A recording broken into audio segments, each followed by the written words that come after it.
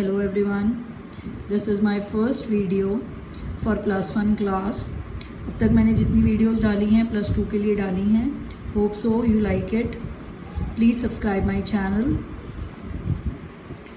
अब +1 में बच्चे कॉमर्स रखते हैं तो सबसे पहले उनको पता होना चाहिए कॉमर्स क्या होता है. Commerce is a combination of 2 words, trade plus aids to trade. Trade का मतलब होता है buying and selling of goods, बेचना और खरीदना. एड्स का मतलब होता है हेल्प्स. वो सारी एक्टिविटीज़ जो ट्रेडिंग में हेल्प करती हैं उसको बोलते हैं एड्स टू ट्रेड. जैसे बैंकिंग, आजकल मैक्सिमम बिजनेस क्रेडिट पे खड़े हैं. क्रेडिट कौन प्रोवाइड करता है? बैंकिंग. हर बिजनेस में रिस्क फैक्टर बहुत है. फायर ब्रेकआउट हो सकती है, कोई मिस हैपनिंग हो सकती है, एक्सीडेंटल लॉस, थेफ्ट लॉस, किसी तरह की लॉस. वो कौन कवर करेगा? इंश्योरेंस. अब आपने गुड बना के तैयार तो कर दी, अब उसको मार्केट में लेके जाने के लिए आपको क्या चाहिए? ट्रांसपोर्टेशन. अगर आपने रॉ मटेरियल स्टोर करा है तो रॉ मटेरियल कहाँ स्टोर करोगे? वेयर हाउसिंग में. ठीक है, यानी कि commerce is a combination of 2 words, trade plus aids to trade. अब आपकी बुक का नाम है elements of bookkeeping. Bookkeeping का मतलब क्या होता है? Recording of transaction. ट्रांजेक्शन क्या होती है? Dealing between 2 persons either in cash और ऑन क्रेडिट. बट जो भी ट्रांजेक्शन होगी वो फाइनेंशियल नेचर की होगी. 2 बंदों के बीच में ट्रेडिंग हो रही है, कोई भी डीलिंग हो रही है, चाहे वो कैश पे हो चाहे वो क्रेडिट पे हो, उसको हम क्या बोलते हैं? ट्रांजेक्शन.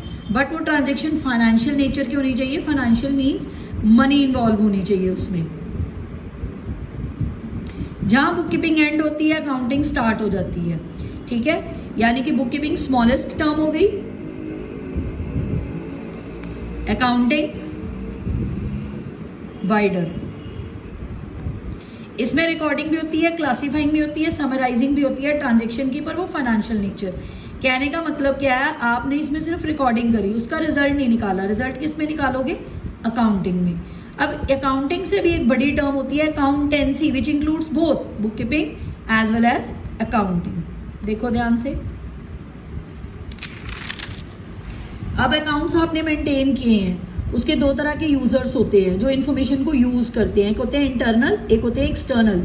जो इंटरनल होते हैं वो with in business, external outside the business. With in business 3 होते हैं, मैनेजर्स, ऑनर्स, एम्प्लॉइज. अब इनको अकाउंट्स में क्या मतलब होता है?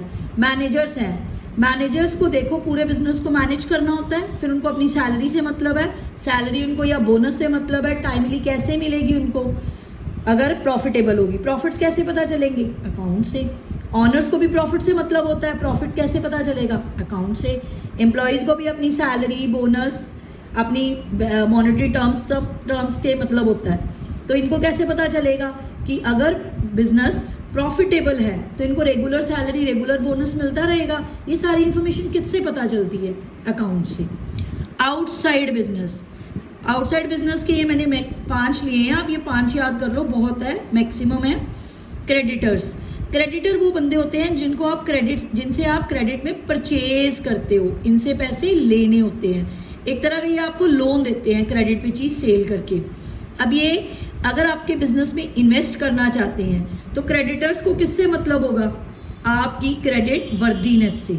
क्रेडिट वर्दीनेस का मतलब होता है कि अगर आप लोन ले रहे हो तो वापस करने की कैपेबिलिटी रखते हो. अगर आपकी फर्म, आपका बिजनेस प्रॉफिटेबल है तो वो रेगुलर इसकी रिटर्न दे सकता है, यानी कि इसके पैसे इसको वापस कर सकता है. जब भी क्रेडिटर आपको लोन देंगे, इनको आपकी क्रेडिट वर्दीनेस से मतलब होगा. क्रेडिट वर्दीनेस पता चलती है प्रॉफिट से, और प्रॉफिट किससे पता चलता है? अकाउंट से. इसलिए ये भी इंटरेस्टेड होते हैं. इन्वेस्टर वो बंदे होते हैं जो आपके बिजनेस में इन्वेस्ट करना चाहते हैं, आपको पैसा देना चाहते हैं. उनको भी आपकी क्रेडिट वर्दीनेस से मतलब होता है. क्रेडिट वर्दीनेस कैसे पता चलेगी? प्रॉफिट से, प्रॉफिटेबिलिटी पोजीशन से. प्रॉफिटेबिलिटी पोजीशन कौन बताएगा? अकाउंट्स. रिसर्चर्स. कुछ स्टूडेंट्स होते हैं जैसे बड़ी क्लासों में मास्टर करते हैं या ग्रेजुएशन करते हैं, उनको इंफॉर्मेशन चाहिए होती है about the accounts of the business. वो भी आपकी मतलब आपके अकाउंट्स में इंटरेस्टेड होते हैं. Tax authorities. टैक्स अथॉरिटी को किससे मतलब होता है? टैक्स से. टैक्स किस पे लगता है? प्रॉफिट पे. प्रॉफिट कैसे पता चलेगा बिजनेस का? अकाउंट से. Labour union. लेबर यूनियन को भी अपने मॉनेटरी टर्म से मतलब होता है, ये भी मतलब होता है कि आप 8 आवर्स काम कर रहे हो कि नहीं कर रहे, 8 घंटे से ज़्यादा तो नहीं कोई काम कर रहा। उनको अपनी मॉनेटरी में आ जाता है, उनको अपनी सैलरी बोनस से मतलब होता है, ठीक है। किसी तरह का किसी भी लेबर का कोई मिसयूज़ तो नहीं हो रहा, उसको रेगुलर सैलरी मिल रही है। ये सब इंफॉर्मेशन कहाँ से मिलती है? अकाउंट से। इसलिए ये इधर इंटरनल में 3 पार्टीज, एक्सटर्नल में ये 5 पार्टीज आपकी अकाउंटिंग इंफॉर्मेशन में इंटरेस्टेड होती है।